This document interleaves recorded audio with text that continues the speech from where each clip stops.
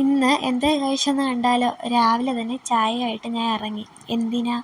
സൂര്യനെ നോക്കാൻ. സൂര്യനെ കണ്ടിട്ട് 2-3 ദിവസമായി. അങ്ങനെ ആളവിടെ ഉണ്ടോ എന്ന് എത്തി നോക്കിയിട്ട് ഞാൻ വന്ന് ഈ പൂരിയും ഗ്രീൻ പീസ് കറിയുമാണ് കഴിച്ചത്. ആണ്ടിലും ആവണിക്കും കിട്ടുന്ന സാധനം ആയതുകൊണ്ട് ആസ്വദിച്ച് അങ്ങോട്ട് കഴിച്ചു. ഉച്ചയ്ക്ക് സാദാ ചോറാണ്. സാദാ ചോറ് means normal lunch in Kerala.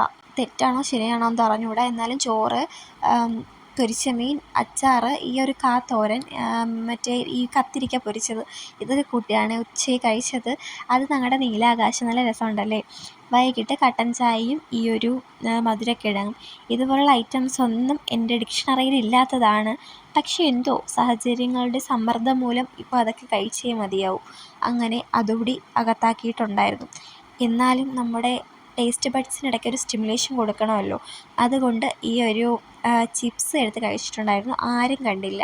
വൈകിട്ട് ഈ ഒരു കൊഴുക്കട്ടയാണ് കഴിച്ചത്. നിങ്ങൾക്ക് ഈ റെസിപ്പി വേണമെങ്കിൽ പറഞ്ഞാൽ മതി. ഞാൻ അടുത്ത വീഡിയോ ഒക്കെ ഇടാം. ഇന്ന് ഇത്രയൊക്കെയുള്ളൂ. വീഡിയോ ഇഷ്ടപ്പെട്ട ലൈക്ക്, ഷെയർ, സബ്സ്ക്രൈബ്.